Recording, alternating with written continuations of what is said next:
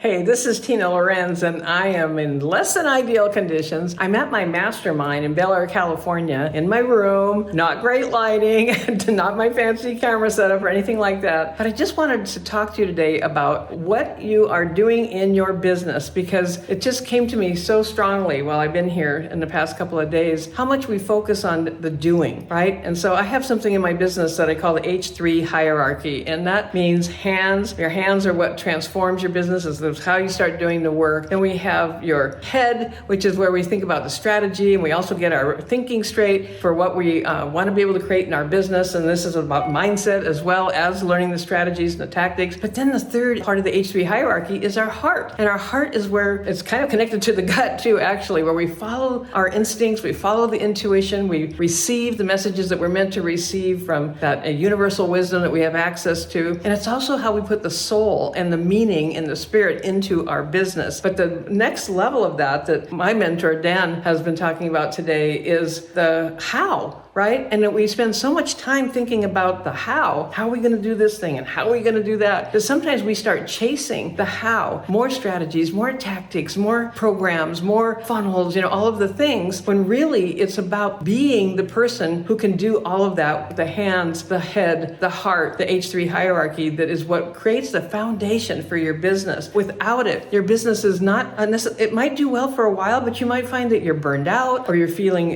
dissatisfied with your audience, or you're feeling like you're not really answering the call to something that you're meant to do, or you're just feeling confused and you're not quite sure how to go next level in your business, how to scale up without working harder, without doing more, without more hows that you're trying to figure out for yourself. And so this is where the doing, we keep thinking if we just keep doing more, we just keep doing more and more, that sometime we're going to get the result that we're looking for, the outcome that we desire to have. And then that's when we will be happy. That's when we will be wealthy. That's when we will be satisfied with our business. That's when we will be complete. But the fact of the matter is, we have to start with the being, the fully integrating what that means to be that person who can do the things that gets the result that you're looking for. Now, I didn't think up be, do, have, been around for quite a while, but even for me who teaches this in my programs, I'd had an entirely new feel to it in the past couple of days as I'm sitting here at the Mastermind and we're talking and I'm taking notes and I'm looking at my own notes to myself of be that person and be fully yourself. And I have to admit, I have a kind of a confession here that I don't feel like I'm always totally being myself, that it sometimes becomes more of a sanitized version of myself that's supposed to be that way online, that type of thing. And I think especially this past year in 2023, I've had some challenges. I have definitely had some challenges. I made a huge mistake in my business this year, one that was $250,000 and more mistake that happened in just a few months' time. And what happened was I quit trusting myself. I quit being fully me and instead started listening to someone else's idea of what me should be. And so honestly, it's taken some time to work that through and to forgive myself, to give myself grace and not beat myself up over it. How could I be so stupid? How could I not see what was happening here? This type of thing. And quite frankly, it's the biggest mistake I've made in my business in 19 years. And so what I want to encourage you about is that we get to reframe the stories we tell ourselves about anything that's happening in our life, in our business. We all have challenges. I have them as well. And that we're going to never find this perfect spot, this perfect place in our life or our business where there's no further challenge. There's no further difficulties. Life can be challenging. It does throw us all kinds of curveballs. And sometimes we make mistakes, but it's not doing more that's going to fix that. It's not the constant grind and hustle and I've got to work all day, every day. I've been doing way too much of that myself because I lost momentum. When we lose momentum, it takes even more effort to move ourselves forward. And so I'm on the journey as well, maybe you are too, of really understanding that doing more is not necessarily going to help you. It's not necessarily going to do something more for your business. It's being the person who's fully embodying self-care, self-forgiveness, giving myself grace, giving yourself grace for if you've made a mistake or had a difficult time, if this year has been challenging for you. But here's the good news. We get to create our own future. We take the best from our past past and even the hard lessons, we need to look at them and say, what am I supposed to be learning from this? Because lessons repeat themselves until we get it. I've referred to this as being, we might get a tap on the shoulder, a little nudge, and then maybe a little more of a nudge. And then frankly, it's like, 2x4 to the head. What was I thinking here? To get our attention to something we are meant to learn. When you have a difficult time, when you have a challenge, if you feel like you've made a mistake in your business or you're feeling stuck in your business, I encourage you to give yourself the space and the time to really refine that message you're giving yourself. What are you thinking about that? What are you saying to yourself about yourself? What kind of words are you feeding to yourself about your own abilities or lack thereof if you're feeling like you're being really harsh with yourself? And if you were a little 5-year-old child, would you talk to that 5-year-old version of you the way you might be talking to yourself right now? The way you might be repeatedly saying things to yourself that are not serving you, but are literally stopping you from becoming the person who can do the things that will give you the result that you choose to have in your business. And so it's been a process. This did not happen overnight.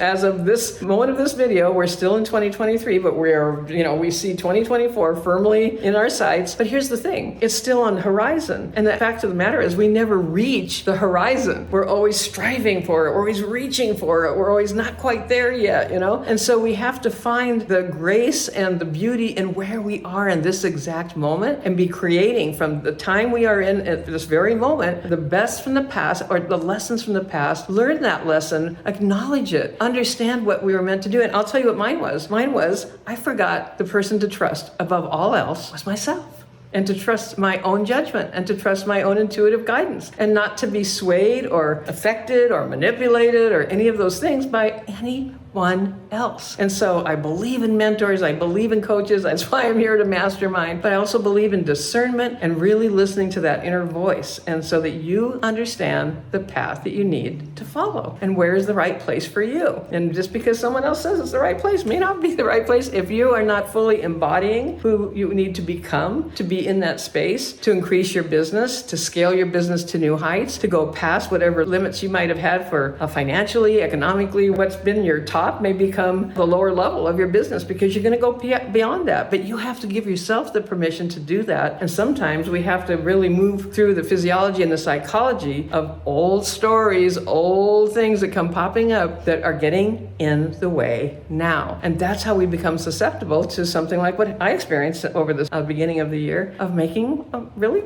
not a great choice about something. So I hope this is helpful to you in some way. I'd love it if you comment and tell me if it was. I really didn't want to miss making this video for you without great lighting. It's kind of the end of the day here in California. I actually have a tripod balanced on my bed to do this and hoping it's not going to fall over before I'm done. Until next time, please process this for yourself of whatever you can take from this that's meant for you to hear. If you feel like it's meant for you today, then it absolutely is. It's my great blessing and honor to be helpful to you in any way that I can. And that includes working with our mindset, working with our psychology of how we approach business, what we're saying to ourselves, because how we do our business, how we do the things in our business is how we do everything. How we do money is how we do everything. How we do decisions is how we do everything. And so becoming aware of that, taking responsibility for that, and challenging ourselves to move beyond the way we've always done it or the way we've always thought it, and being okay with being a little uncomfortable as we move into a new version of ourselves, because that's the growth process. It's not always smooth, it's not always comfortable, but it's necessary. And as we move into the growth of who we are truly meant to be and step into the full light of what we're capable of doing, that's when amazing things can happen in your business. And I've been at this for 19 years. I've scaled my business to amazing heights that I never imagined for myself. I've shared the story here that before I started online, I'd never made more in a traditional job than $32,000 a year. And I thought that was the epitome. That was like a very high level for me. I had no college, no training, on my own since 17. And when I discovered the world of marketing and copywriting and how to have really effective messaging and how to use words in such a persuasive and powerful way, life changed completely, absolutely completely, and has continued to for the last 19 years. So again, doesn't mean there's not a bump in the road sometimes. So that's what I've got for you today. And again, I hope it was helpful. Just let me know in the comments if I can be of any further assistance, or if you have any questions or even just any reaction to what I'm saying to you today. And until next time,